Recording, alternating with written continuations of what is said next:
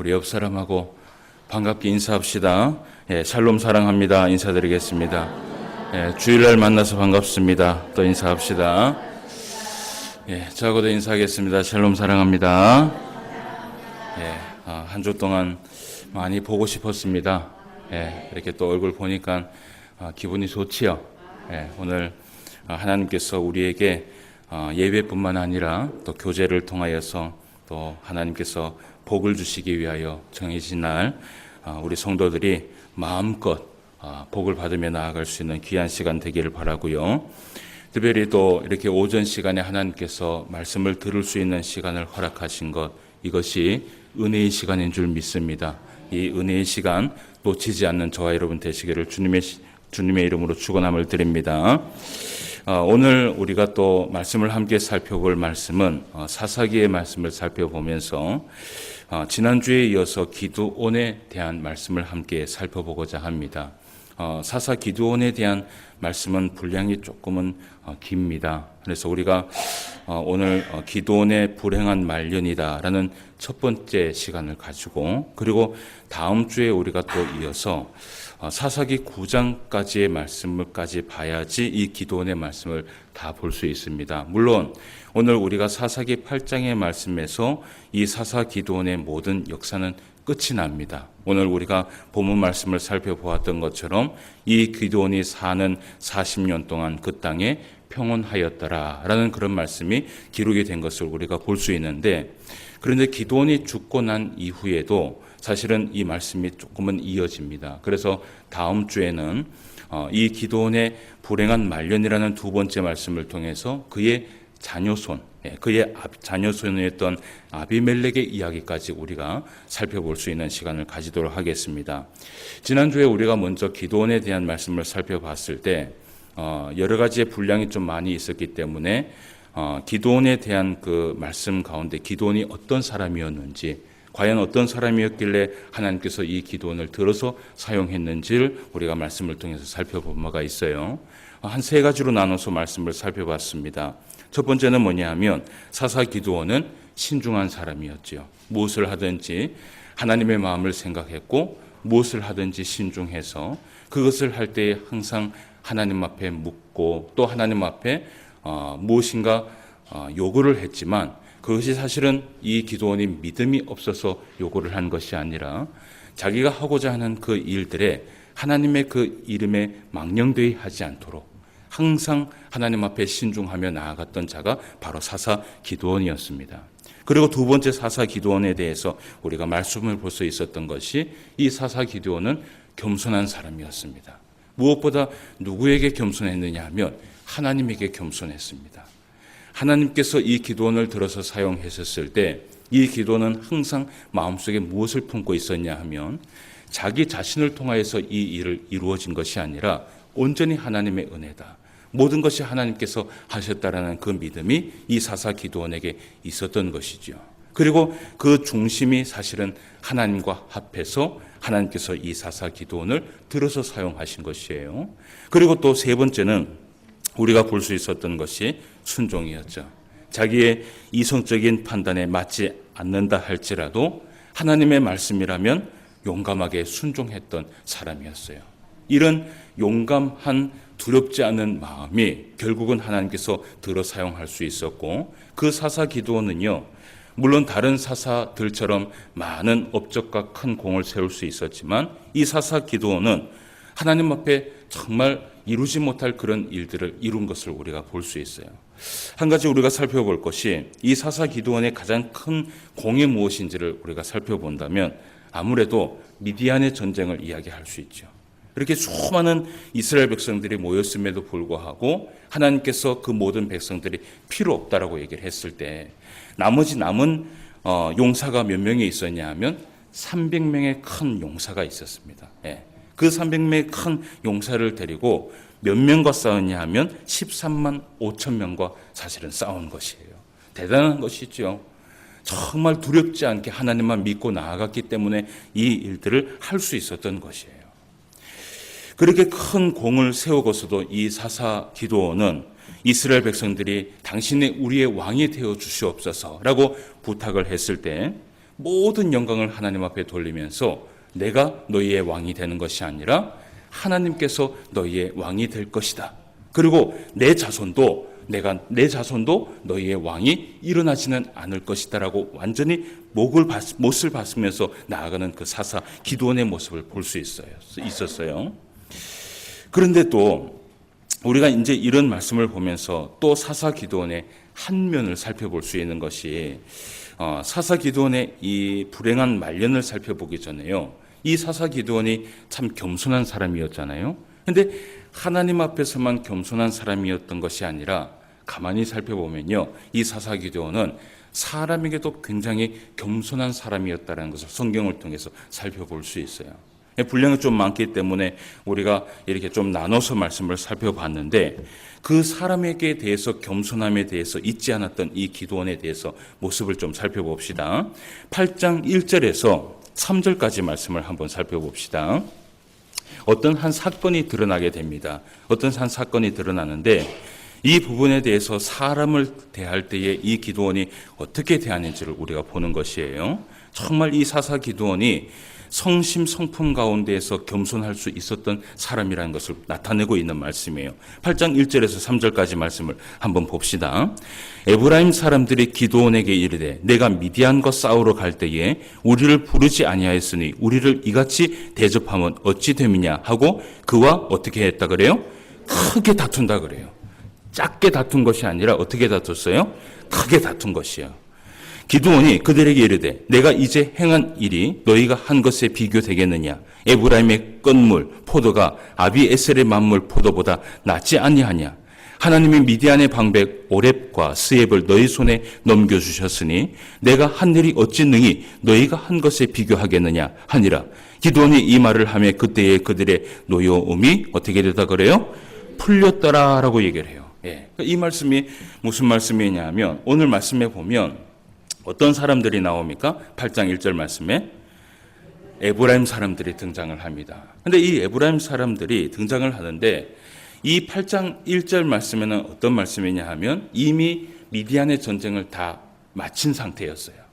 그 마친 상태에서 이 기드온이 이 미디안 사람들에게 에브라임 사람들에게 다가왔을 때 사실은 여러분 한번 보세요. 전쟁을 치렀습니다. 300명의 용사와 13만 5천 명의 그 전쟁에서 대승을 거뒀어요. 그러면 만약에 이 기드온이 에브라임 사람들 앞에 나타났을 때 에브라임 사람은 어떻게 해야 돼요? 전쟁에 이겼어요. 대승을 거뒀어요. 그럼 어떻게 해줘야 돼요? 칭찬을 해줘야 돼요. 칭찬을 해줘야 되고요. 야, 진짜 대단한 사람이다. 진짜 하나님의 사람이다라고 그렇게 이야기를 해야 되는데 오늘 무엇을 하고 있느냐 하면 뭘 하고 있어요? 뭘 하고 있어요? 이 장면을 보니까 에브라임 사람들하고요, 이 기드온하고 크게 다투고 있는 거예요. 말 그대로 말씀대로라면 그냥 다투고 있다라고 얘기했지 어떻게 보면요 멱살잡이라도 한 거예요. 왜 이런 멱살잡이를 했을까? 왜 다투었는가? 그 이유를 알아야 되는 거예요. 한번 말씀을 봅시다. 7장 24절과 25절 말씀을 또 한번 봐요.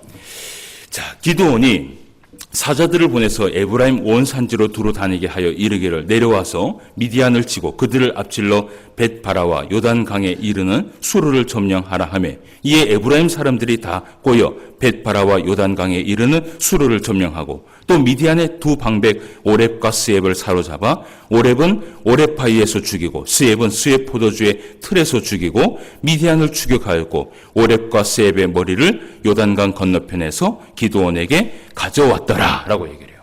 그러니까 오늘 두 방백을 잡았는데 그 두 방백의 이름이 누구냐 하면 오렙과 스앱입니다. 그 오렙과 스앱을 누가 잡았느냐 하면 에브라임 사람들이 잡은 거예요. 그 에브라임 사람들이 이 두 명을 잡고 나서 기드온에게 가지고 왔는데 전쟁이 잘 끝났는데 오늘 8장 1절에서 3절까지 말씀해 보면 전쟁이 잘 끝났음에도 불구하고 다투고 있는 거예요. 이런 다투고 있는 이유가 무엇이냐 하면 첫 번째는요, 에브라임 사람들은 원래 애초에 전쟁에 사실은 참여하지 않은 백성입니다.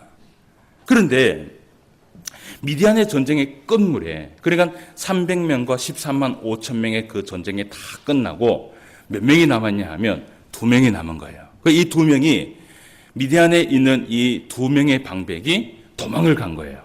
도망을 가다가 어디 지역에서 머물게 됐냐 하면 에브라임 사람들 지역에 탁 머물게 됩니다. 거기에서 누구에게 잡히냐 하면 에브라임 사람들에게 잡혀갖고 죽임을 당하게 된 것이에요. 이 사건이 왜 이런 사건이 일어났냐 하면 그러면서 다툰 이유가 이런 이유예요.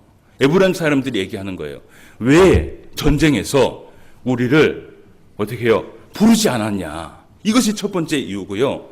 두 번째 이유는 무엇이냐 하면 봐라. 우리가 이 미디안 전쟁에 이 방백들 둘을 딱 잡아갖고 데리고 왔는데 한번 봐라. 어떻게 해요? 대단하지 않느냐. 여러분 어떻게 보면 이 말이에요. 여러분 이 미디안의 전쟁에 모든 일을 한 것은 누가 한 거예요? 하나님이 하셨지만 그것을 주도적으로 해서 23만 5천 명을 다 무찌르는 것은 기드온이 한 겁니다. 그렇지 않아요? 그런데 이 기드온이요. 그렇게 나온 이 에브라임 사람들에게 뭐라고 얘기를 하냐면 오늘 말씀해 보니까 이런 얘기를 해요. 하나님이 미디안의 방백 오렙과 스엡을 너희 손에 넘겨주었는데 내가 한 일은 내가 한 일이 뭐예요? 14만 5천 명을 죽인 그 일은 너희들이 2명을 죽인 그 일에 비하면 어떻게 해요? 아무것도 아니다. 아무것도 아니다. 여러분 정말 아무것도 아니에요? 아니죠. 우리가 보아도요. 누가 정말 대단한지는 우리는 잘 알고 있어요. 그럼에도 불구하고 이 기드온이 이 에브라임 사람들을 대할 때 어떻게 대하느냐. 정말 겸손한 마음으로 정말 선한 마음으로 그들에게요. 다투고자 했을 때에 이 기드온 사사가요. 사실은 손으로 악을 이긴 것이에요. 여러분 때로는 우리에게 이런 믿음이 필요해야 돼요. 우리가요.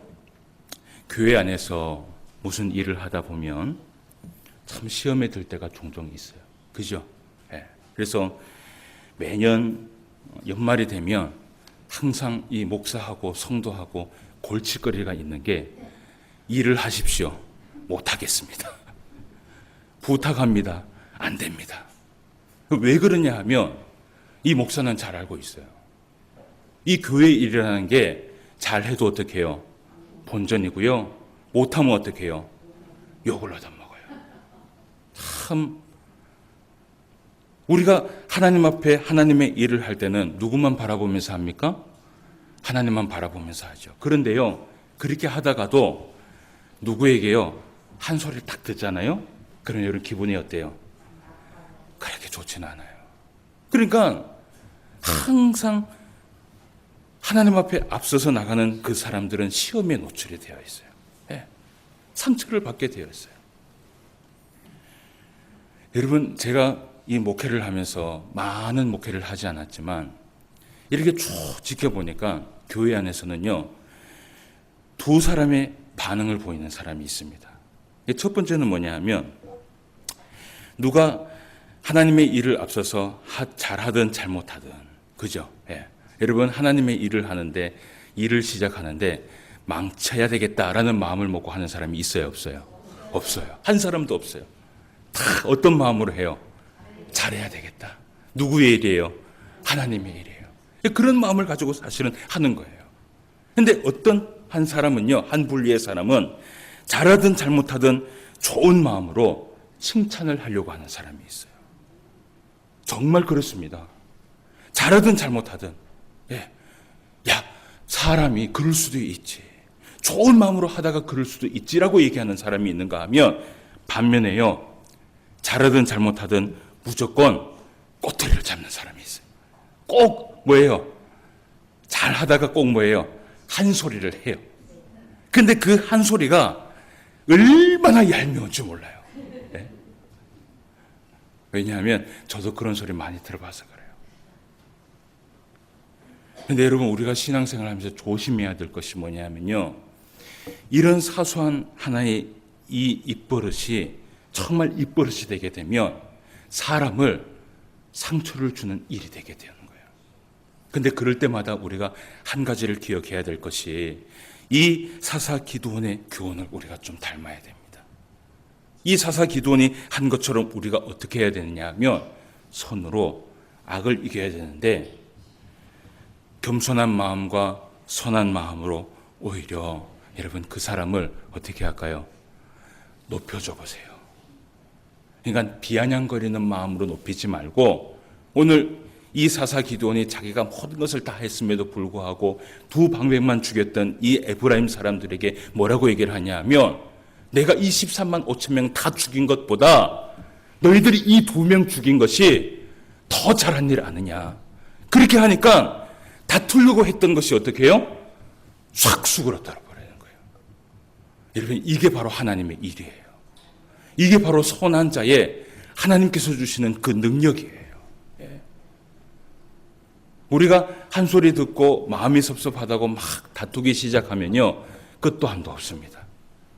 이럴 때 우리가 이 말씀을 보면서 한 가지 기억해야 될 것이 우리는요, 하나님 앞에서만 겸손할 뿐만 아니라 어떻게 해요? 사람 앞에서도요, 이런 겸손함을 나타낼 수 있는 그런 사람이 되어야 되는 것이에요. 오늘 사사 기드온 여러분 멋집니까? 믿지지 않습니까? 저는 정말 이런 사람이라면 제가 하나님이라면 저는 하나님이 될 수 없지만 이 기드온 같은 사람을 어떻게 해요? 들어서 정말 반드시 쓸 것 같아요. 저와 여러분이 하나님 앞에 이렇게 들어서 쓰임받을 수 있는 주의 성도들이 되시길 주님의 이름으로 축원함을 드립니다. 자, 그런데 오늘 이제 우리가 지금부터 말씀을 드려야 될 것이 어떤 말씀이냐 하면 이 사사 기드온이 사실은 처음부터 끝까지 하나님 앞에 좋은 사람은 아니었어요. 이제 오늘 이 사사기 8장에 있는 본문의 말씀에 이어서 이 사사 기드온이 말년에 봤을 때 하나님 앞에서는 굉장히 실패한 사람으로 살아가게 됩니다. 나중에는요, 그의 자녀 아비멜렉이 이 사사 기드온이 낳은 그 70명의 자녀까지 다 죽이는 일까지 이루어지게 되는 거예요. 어떻게 보면 이 사사 기드온은 하나님 앞에 선함과 겸손함으로 시작했다가 어떻게 해요? 결국은 육체로 마감한 것이 돼버린 거예요. 그럼 그렇게 좋지 못한 말년을 보낸 이 사사 기드온의 그 사건이 어디에서 시작되느냐? 8장 24절 말씀부터 시작이 됩니다. 여기에 있는 이 사사 기드온이 한 마음을 품으면서 어떤 일이 시작하느냐 하면 하나님 앞에 완전히 무너지게 되는 거예요. 우리가 24절 말씀을 한번 읽어봅시다. 사사기 8장 24절 말씀 같이 읽어봐요. 시작. 기드온이 또 그들에게 이르되 내가 너희에게 요청할 일이 있으니 너희는 각기 탈취한 귀고리를 내게 줄지니라 하였으니 이는 그들이 있음할 사람들이므로 금 귀고리가 있었습니다. 아멘. 오늘 기드온이요 다 잘했어요.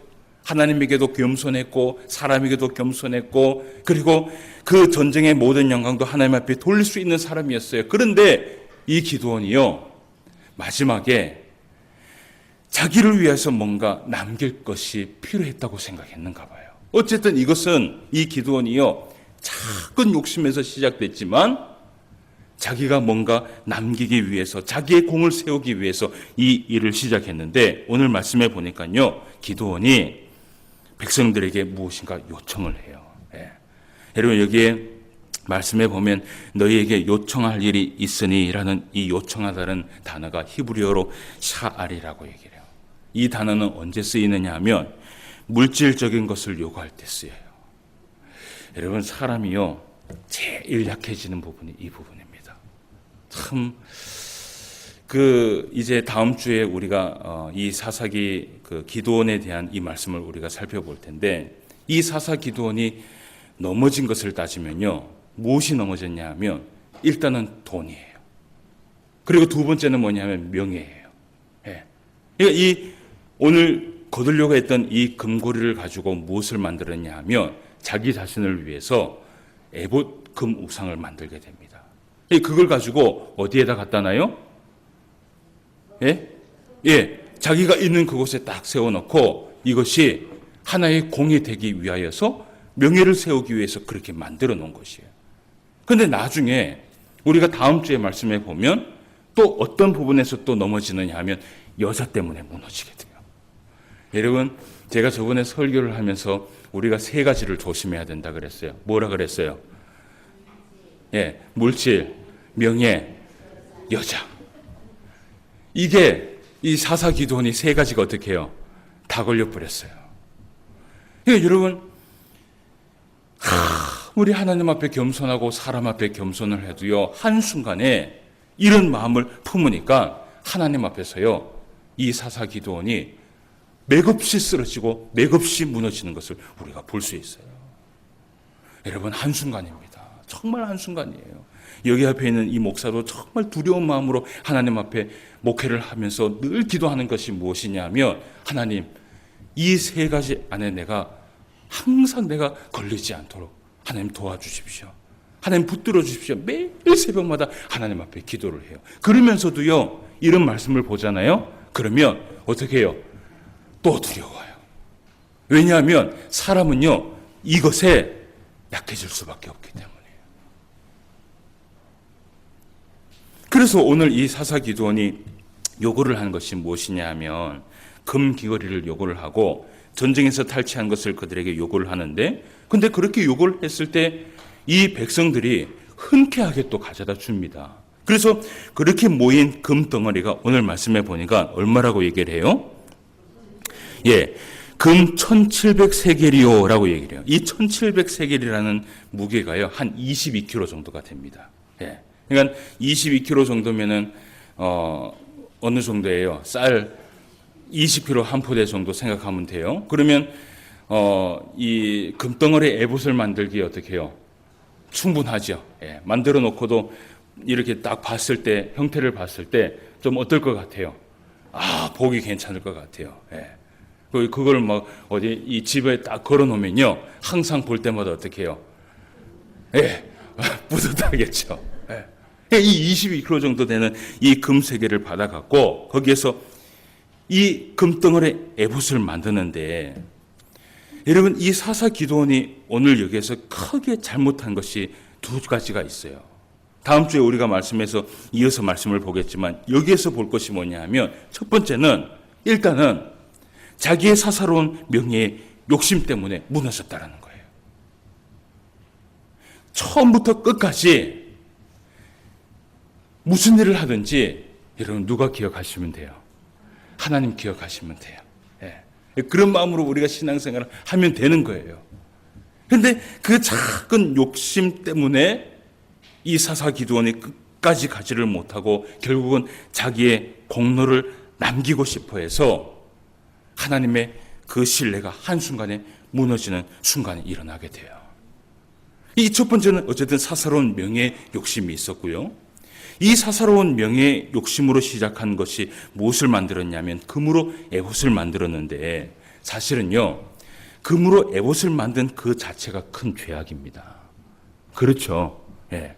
그러니까 금덩어리를 통하여서 에봇을 만들어서 이스라엘 백성들에게 우상으로 섬기게 했다라는 그 자체가 죄악이 아니라, 이 에봇 자체를 금덩어리로 만든 자체가 죄악이란 말이에요. 에봇은요, 원래 금덩어리로 만드는 것이 아니에요. 성경 역사상 금덩어리로 에봇을 만든 사건은요, 어디밖에 없어요? 여기밖에 없어요. 최초예요. 최초이자 마지막인데, 여기에서 이 사사기도원이 크게 실수를 한 것이, 여러분, 성경을 모르니까 이런 일들이 일어나는 거예요. 성경에서는 이 에봇을 만들 때 에봇에 만드는 그 모든 재료에 대해서 이야기를 합니다. 출애굽기 28장 말씀에 보면 제사장의 옷을 어떻게 만들어야 되는지 정확하게 이야기하는데, 거기에 자세히 보잖아요. 그러면 옷을 만드는 소재, 그곳에 들어가는 보석의 숫자, 하물며 흉패를 만들 때의 그 길이와 넓이와 모양까지 하나님께서 말씀을 하세요. 그러면 그 말씀하신 대로만 사실은 만들어서 제사장의 옷을 사실은 만들어야 되는 거예요. 그리고 그것을 만들 때 하나님께서 말씀하신 그곳에는요, 항상 하나님이 원하시는 중요한 의미들이 담겨 있기 때문에 그렇게 만들라고 이야기를 하는 거예요. 근데 그것을 다 무시하고 오늘 사사기도원이 모든 것을 무시합니다. 자신의 생각대로, 자신의 방법대로 자신을 나타내기 위해서 금덩어리 에봇을 만들었어요. 하물며 또 한 가지를 생각합시다. 여러분, 에봇이라는 것은 누구의 옷입니까? 제사장의 옷이에요. 기드온은 직분이 뭡니까? 사사입니다. 이미 이것 때 어떻게 해요? 하나님 앞에 잘못된 거예요. 그러니까 여러분, 이 말씀을 보면서 우리가 생각할 것이 뭐냐면 이 사사기 시대에 얼마나 성경적으로 어떻게 해요? 문외한지를 우리가 알 수 있는 거예요. 그저 자기의 소견대로 살아가는 거예요. 하나님 앞에 선한 마음이 있다 할지라도요, 성경을 모르면 이런 일들이 일어나는 거예요. 하나님 앞에 바른 길로 살아간다고 그렇게 한다 할지라도 성경을 모르면 바로 이런 일이 일어나는 거예요. 그러면 자신의 소견대로 자신의 의미대로 만들었던 이 금덩어리 에봇이 결국은 나중에 어떻게 되어지냐, 이스라엘 백성들에게 올무가 되어서 나중에 우상 숭배의 결과물이 되게 됩니다. 이 말씀을 우리가 좀 계속해서 이어서 봐야 되는데, 그러면요, 한 가지 우리가 생각해 볼 것이 있어요. 이렇게 우상 숭배의 도구가 되어버린 금덩어리 에봇이 어떻게 어떤 방법으로 사용되었는지를 우리가 생각해야 되는 거예요. 네.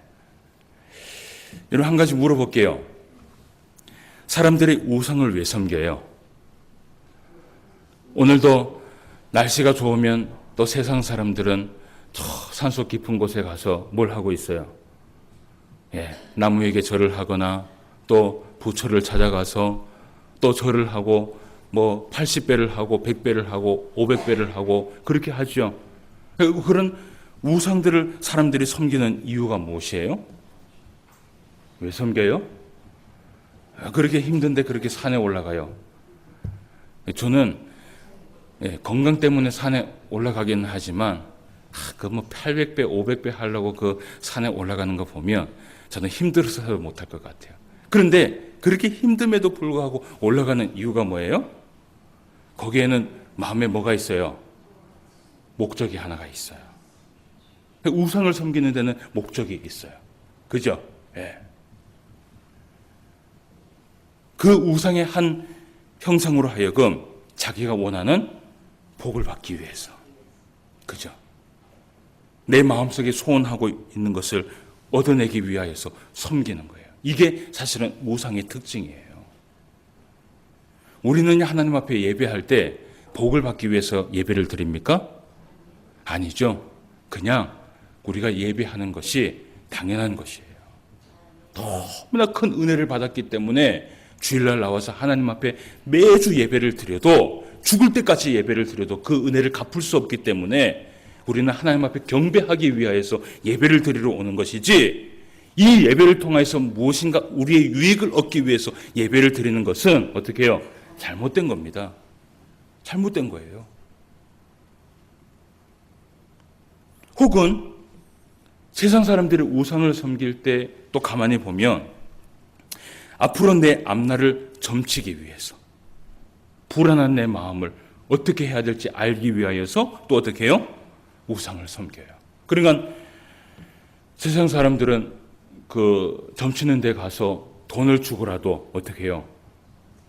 가서 점괘를 봅니다. 이 우상이라는 이 특징이 바로 이런 거예요. 성경에 보면 많은 우상들이 있었습니다. 바알이라는 우상, 아세라, 다곤, 그모스, 몰렉, 이런 우상들이 있었는데 이 우상을 섬기는 목적이 있었습니다. 그러니까 바알을 신으면, 바알 신을 섬기면 우리에게 어떤 복을 주고, 아세라를 섬기면 우리에게 어떤 복을 주고, 다곤을 섬기면 우리에게 어떤 복을 주고, 그모스를 섬기면 우리에게 어떤 복을 주고, 그 복의 의미가 다 있어요. 뜻이 다 있어요. 그러니까 이 이스라엘 백성들이 이 금덩어리 에봇을 우상으로 섬겼다는 것은 뭐냐면, 이 금덩어리 우상, 이 에봇이 이들에게는요 무엇인가 목적이 있었던 거예요. 맞죠? 목적이 있었던 거예요. 그러면 어떤 목적을 가지고 이 금덩어리 에봇이 우상이 되었는가를 우리가 말씀을 통해서 살펴봐야 돼요. 자, 사사기 17장 이후의 말씀에 보면요, 이 금덩어리 에봇이 결국 우상이 되어서 돌아옵니다. 우리가 말씀을 함께 살펴볼 필요가 있어요. 17장 5절 말씀을 한번 살펴봅시다. 자세하게 한번 살펴봐야 됩니다. 제가 말씀하시는 이 구절을 자세하게 한번 읽어보고 살펴보세요. 자, 사사기 17장 5절 말씀 한번 읽어봅시다. 같이 한번 읽어볼게요. 그 사람 미가에게 신당이 있으므로 그가 에봇과 드라빔을 만들고 한 아들을 세워 그의 제사장으로 삼았더라 라고 얘기를 해요. 여기에 무엇이 있어요? 그가 에봇과 드라빔이라고 얘기를 해요. 에봇 하나만 있습니까? 무엇이 따라옵니까? 드라빔이 따라옵니다. 자, 그러면 말씀을 또 봐요. 18장 14절 말씀을 한번 보세요. 여기도 한번 같이 읽어봅시다. 시작. 전에 라이스 땅을 정탐하러 갔던 5사람이 그 형제들에게 말하여 이르되 이 집에 에봇과 드라빔과 새긴 신상과 부어 만든 신상이 있는 줄을 너희가 아느냐. 자, 여기에도 에봇 하나만 있습니까? 무엇이 따라옵니까? 드라빔이 따라와요. 예. 항상 이 에봇이 갈 때는 무엇이 따라와요? 드라빔이 따라와요. 그러면 17절 말씀에도 또 봐요. 같이 한번 읽어봅시다. 시작. 그 땅을 정탐하러 갔던 5사람이 그리로 들어가서 새긴 신상과 에봇과 드라빔이라고 얘기를 해요. 예. 왜 항상 이 말씀의 이후에 우상을 섬기는 이 에봇 뒤에 무엇이 따라와요? 드라빔이 따라올까? 여러분 이 의문에 대해서 한번 생각해 보셨어요? 또 말씀을 한번 봐요. 18절 말씀을 또 한번 봐요. 예, 18절 말씀 우리가 봤죠? 예, 그럼 20절 말씀을 또 한번 봐요. 20절 말씀에 같이 한번 읽어봅시다. 시작. 그 제사장이 마음이 기뻐하여 에봇과 드라빔과 새긴 우상. 항상 뭘가 따라와요? 에봇과 드라빔이 따라와요. 여러분 에봇과 드라빔의 무슨 관계이길래 이 이스라엘 백성들이 에봇을 우상으로 섬기기 시작할 때부터 따라오는 것이 뭐냐 하면 드라빔이라는 우상입니다. 여러분 이 드라빔이라는 우상에 대해서 우리가 생각해 봐야 되는 거예요. 이 연관관계가 있으니까 성경에서는 항상 뭐예요? 에봇과 드라빔이 항상 따라다니는 거예요. 이유가 있겠죠? 어떤 이유일까요? 그냥 무작정 이 에봇과 드라빔을 가지고 다니는 거예요? 아니에요. 거기에는요, 목적과 거기에는 이 이스라엘 백성들이 가지고자 하는 자기들의 그 탐욕이 있는 거예요. 이 에봇이 그렇게 사용되어지는 거예요. 그런데 거기에 항상 뭐가 따라다니냐 하면 드라빔이 따라다니는 거예요. 여러분 이 드라빔이 어디에서 나온 줄 아십니까? 기억하세요? 우리가 이것 때문에 창세기부터 성경을 보는데 야곱의 아내 라헬이요. 자기 아버지의 집을 떠날 때 뭘 가지고 왔어요? 이 드라빔을 탁 숨겨서 왔어요. 그런데 그 아버지가 딸이 나간 게 중요한 게 아니라 집에 뭐가 없어졌어? 드라빔이 없어졌어요. 그래서 딸을 찾으러 갔다가 딸을 달라고 이야기하는 것이 아니라 뭘 달라 그래요? 드라빔 어딨냐? 이 드라빔이 바로 이 드라빔이에요. 그런데 우리가 생각할 것이 왜 에봇과 드라빔이 같이 있냔 말이에요. 그걸 우리가 생각해 봐야 되는 거예요. 여러분 드라빔의 우상의 용도가 무엇이냐 하면 점을 치는 우상입니다. 점을 치는 우상이에요. 이게 말씀을 한번 봐요. 열왕기하 23장 24절 말씀을 한번 봅시다. 열왕기하 23장 24절 말씀 앞에를 보세요. 예, 요시아가 같이 한번 읽어봅시다. 시작. 요시아가 또 유다 땅과 예루살렘에 보이는 신접한 자와 점쟁이와 뭐라 그래요? 점쟁이와 드라빔. 점쟁이는 항상 뭐가 있었어요? 드라빔이 있었어요. 그죠? 점치는데 사용한 것이 바로 드라빔이에요. 그러면 또 말씀을 한 개 봐요. 스가랴 10장 2절 말씀을 한번 보세요. 이 말씀을 봐요. 찾지 마시고 자 보세요. 이 한번 읽어봅시다. 시작. 드라빔들은 허탄한 것을 말하며 복술자들은 진실하지 않는 것을 보고 거짓 꿈을 말한 즉이라고 얘기를 해요. 그러니까 항상 신접한 자와 복술자들과 그리고 점치는 자들에게는 뭐가 있었냐 하면 드라빔이 있었어요. 이 드라빔이요 점치는 수호신화라고 얘기를 해요. 꼭 마치 사람 모양처럼 이렇게 되어 있어요. 그래서 이 점치는 자들이 뭔가 뜻을 알기 위하여서 이 드라빔을 사용합니다. 던져서 사용하거나 이렇게 세워놨다가 참 유치하지만 우리 그 미신을 믿는 사람들은 참 유치해요. 이렇게 세워놓고 이렇게 떨어지면 이쪽 뜻, 이렇게 떨어지면 이쪽 뜻인 거예요. 이런 데 사용하는 게 뭐냐 하면 드라빔이에요. 그런데 이 에봇과 함께 드라빔이 있는 이유가 무엇일까? 여러분, 에봇에는 하나님이 제사장에 주신 특별한 도구가 항상 붙어 있습니다. 그 말씀을 봐야 돼요. 출애굽기 28장 30절 말씀을 한번 살펴보세요. 출애굽기 28장 30절 말씀 같이 한번 읽어봅시다.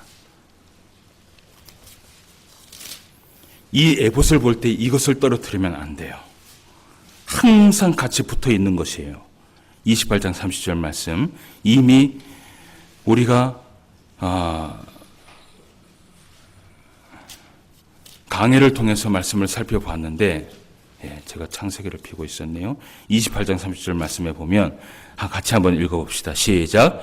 너는 우림과 둠밈을 판결 흉패 안에 넣어 아론이 여호와 앞에 들어갈 때에 그의 가슴에 붙이게 하라. 아론은 여호와 앞에서 이스라엘 자손의 흉패를 항상 그 가슴에 어떻게 해요? 붙일지니라. 아멘. 에봇을 설명을 할 때 항상 떨어지지 않는 것이 있는데 그것이 무엇이냐 하면 흉패입니다. 그 흉패 안에는 무엇이 있었어요? 우림과 둠림이 있었어요. 여러분, 출애굽기 강해 설교할 때 이 우림과 둠림에 대해서 들어봤어요? 이게 어디에 사용되는 거예요? 주사위 모양처럼 되어 있는 겁니다. 두 가지의 이 도구를 가지고 제사장이 하나님의 뜻을 묻기 위하여서 이것을 던졌을 때에 하나님께서 그 우림과 둠밈을 통하여서 가르쳐 주는 거예요. 이때는 성경이 없었으니까. 물론 이때 율법의 말씀, 하나님 앞에 선한 마음을 가지고 어떻게 살아가야 되는지의 그 율법은 있기는 있었지만 이 제사장이 하나님의 마음과 뜻을 정확하게 분별하기 위하여서 무엇이 필요했냐 하면 항상 이 우림과 둠림이 필요했어요. 여러분, 이 우림과 둠림은요, 오늘날로 따지면요, 하나님의 66권의 말씀과 동일한 거예요. 동일한 의미를 가지고 있는 거예요. 그런데 이스라엘 백성들이 금덩어리 에봇 앞에 와서 무엇을 하고 있느냐 하면 우림과 둠림을 어떻게 해요? 우림과 둠림을 대신해서 드라빔을 가지고 뭘 하고 있어요? 점치고 있는 거예요. 어디 앞에서? 에봇 앞에서.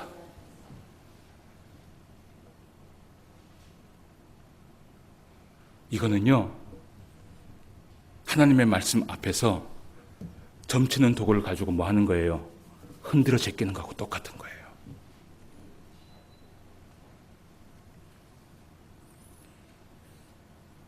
여러분, 하나님께서 우리에게 성경을 주신 이유가 무엇인지를 봐야 됩니다. 오후 시간에도 이 말씀을 배울 텐데 디모데후서 3장 16절 17절 말씀에 보면 모든 성경은, 그죠? 일부의 성경이 아닙니다. 66권의 모든 성경은 하나님의 감동으로 된 것으로 교훈과 책망과 바르게 함과 의로 교육하기에 유익하니, 첫 번째, 거기에는 목적이 있어요. 뭐가 있어요? 하나님의 사람으로 온전케 하기 위하여서 모든 성경을 주신 거예요. 맞죠? 성경에 기록되어 있죠? 그리고 또 두 번째는 뭐예요? 모든 선한 일을 행할 능력을 갖추게 하기 위하여서 이 두 가지의 목적을 가지고 우리에게 성경을 준 거예요. 오늘날 많은 그리스도인들이요, 이런 목적을 가지고 기록된 이 성경을 가지고 무엇을 하느냐? 어떤 사람은 점치는 데 사용해요. 어떤 사람 점치는 데 사용해요. 이거 붙들고 기도하면 뭐예요? 보인다는 거예요. 여러분, 성경을 보이라고 주셨습니까? 하나님의 사람이 되라고 이 성경을 주셨습니까? 이 성경을 보고 하나님의 사람이 되라고, 이 성경을 보고 모든 선한 일을 행할 능력을 갖추라고 이 성경을 주신 것이지, 이 성경 붙들고 흔들어 제껴서 기도하고 뭔가 보이라고 이 성경 주신 것 어떻게 해요? 아니에요.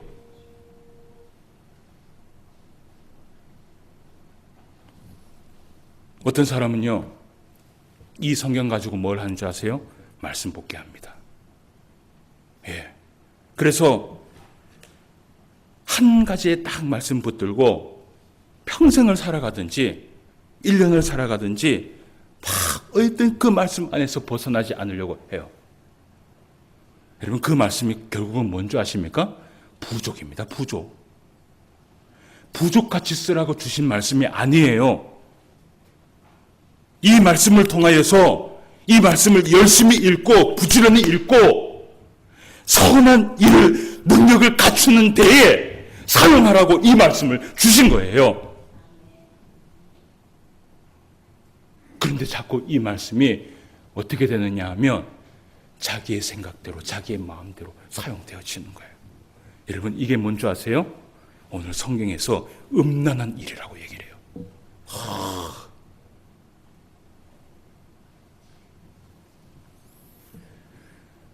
여러분, 바로 이 사사 기드온이 이 하나의 잘못 때문에 이스라엘 백성들이요, 이 타락의 인생을 살아가게 됩니다.